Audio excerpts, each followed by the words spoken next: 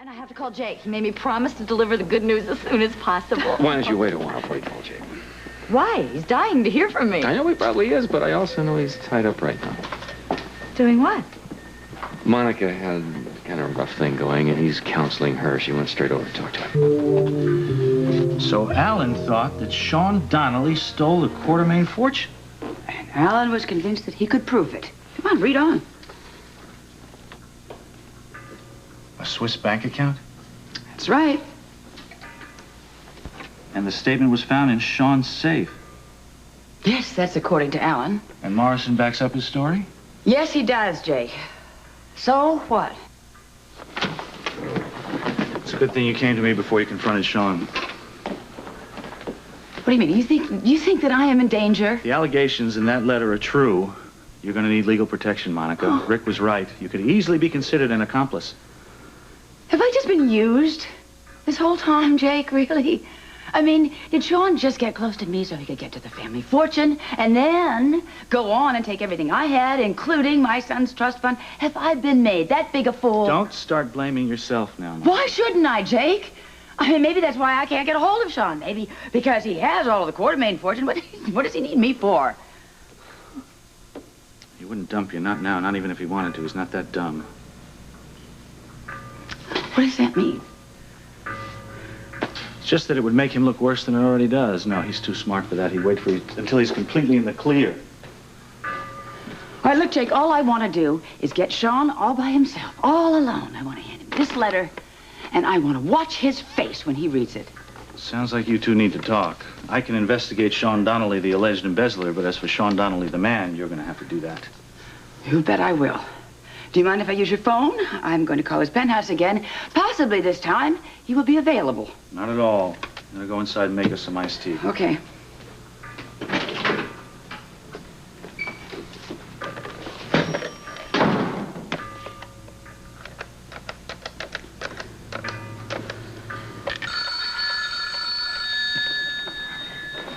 Dilla.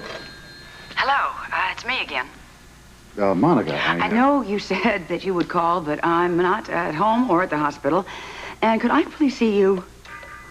Of course, in a day or two. Sean, this is important.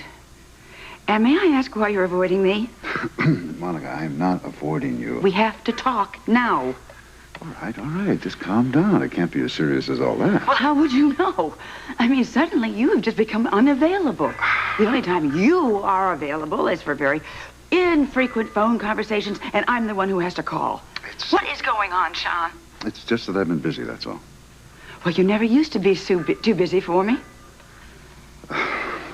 Monica, I have a very busy schedule. I'd like to change it, but... No, Sean, you promised me.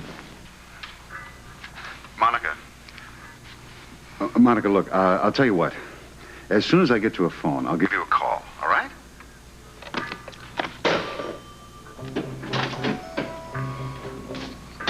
You get through to Sean? Monica, you all right?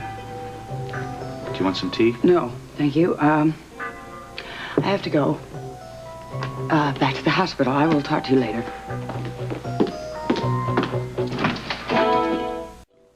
Dr. Gibbs, CICU, code blue. Dr. Gibbs, CICU, code blue.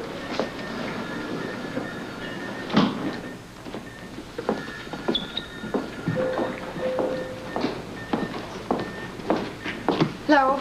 Monica, what are you doing back here? You must be exhausted. No, actually, I'm just a bundle of nerves. I couldn't relax right now if my life depended on it. Yeah, but you were up all night in surgery. Mm-hmm. And I am back for more. So, you might as well just sign me up for, I don't know, something an emergency or, I don't know, why don't you just give me the list of new admissions? Maybe I could help some of them out. Whatever you say. Thank you very much. Hi, Monica. Can Hello. you believe this? At the last minute, Tiffany bumped Terry's interview off the air. You're kidding. Why'd she do that? She claims she wants to debut her new show, and you should hear the name. It's called The Men in Her Life. I love it. Who's her first guest going to be? Sean Donnelly, and I would love to see that interview. You know, Tony, I might be able to help you with that. You know, I knew that. Voila. I keep it just for emergencies. Now, let's set this thing up and see what Tiffany can get out of Sean Donnelly.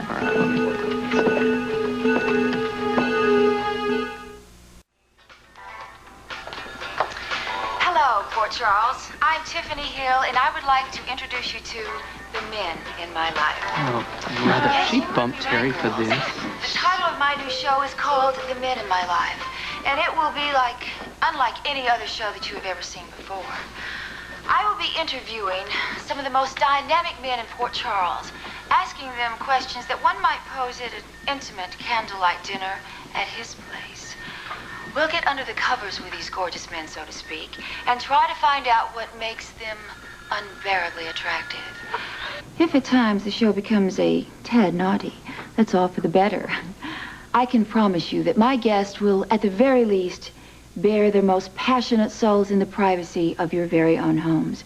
So if your husbands or boyfriends are watching, I would suggest that you send them out to walk the dog or mow the lawn, because this show is definitely for ladies only. So get your pens and papers ready.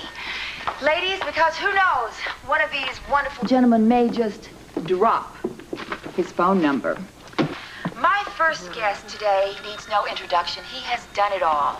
He is a man that has been a secret agent and a public figure, a fabulously successful businessman and a pauper, and an adventurer who has walked on both sides of the law. Whatever he does it with a grace, dignity, and charm that makes this woman positively melt. I would like to introduce you now to please my first guest, Mr. Sean Donnelly. Thank you so much for joining me today, Sean. It's my pleasure. I just hope I can live up to that introduction, that's all. Well, neither one of us would be here if you couldn't. You are absolutely lead one of the most exciting lives of any person that I know. What is your secret? Oh, I think I'm scared to death of boredom. Well, that's quite a philosophy if I've ever heard one. Let's talk a little bit about your association with the World Security Bureau. Or is that confidential? No, it's not that confidential. It's just not as glamorous as everyone makes it out to be, that's all. He's modest, too, girls. Now, I understand that you used to work with former police chief Robert Scorpio and co-chief Anna Devane, and they actually worked under you at the WSB, is that right? Yes, that's right. We had some pretty exciting times, too. That was probably one of the most intense periods of my life. You see, you're constantly operating on the edge, which tends to make you incredibly focused. Everything takes on a much more vivid light. I mean, you're literally living under the gun with no room for error at all. So you have to pack in an entire lifetime into an incredibly few seconds, that's all. That kind of passion is very difficult to find in the real world. Well, did you carry that passion that you had in that time of your life over into your personal life as well? I've had my moments. I'm sure you have. I take it that you really miss being with the WSB. Yes, I do, but I also am aware that those days are gone forever. I'm not the type of individual who's going to become a ghost and live in the past. I just want to make the future, the present, incredibly exhilarating, that's all. And have you succeeded? No, I'm afraid not. My life has taken a drastic change lately. My heart keeps telling me I want to live dangerously, but my head says, hey, you're much too old for this nonsense. Well, from what I've heard about your activity since you arrived here in Port Charles, I would say that you're a man who definitely follows his heart. Well, I'm not as heroic or as crooked as the press would make you believe. No, but you are controversial. It seems that you went chasing after stolen Mexican treasure. You almost single-handedly broke up the Asians' Underground brutal reign of terror on the waterfront. You spent time in jail, and then you were actually pardoned by the governor himself. And you recently lost a fortune, and then miraculously acquired it in what has to be called record time. Now, that hardly seems the recent past of a dull man. No, it sounds like a guy who never grew up. Well, that hardly sounds like child play. Tell me, how does one acquire a fortune so quickly? You inherit it. And is that what you did? No, I was lucky. I'm sure skill had much more to do with it.